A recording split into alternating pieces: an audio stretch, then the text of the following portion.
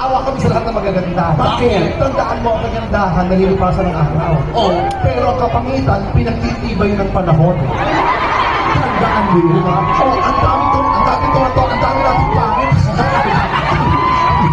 Diba? Ano saya tayo dyan? Oo. Paano kayo sasaya? Ito yung harap mo sa salamin, nalulungkot kayo. Talaga? Ikaw ang may tsura, kami ang pangit. Sino niloko ng jowa? Diba? Teka lang. Teka lang. Ate, huwag kang sumigaw, madadamay ka rito. Diba? Ako yan. Sino ang niloko sa atin? Alam mo, lahat naman tayo, minsan naloloko ng partner natin. Hindi totoo. Binihel mo ng bahay sa Las Piñas samantalang ikaw nangungupahan. Ay, teka lang. Ay, teka lang. Ate, yung tawa mo, nakaka-offend na. Sa Las Piñas po yun, tapat ng 7-Eleven, 2.5 million.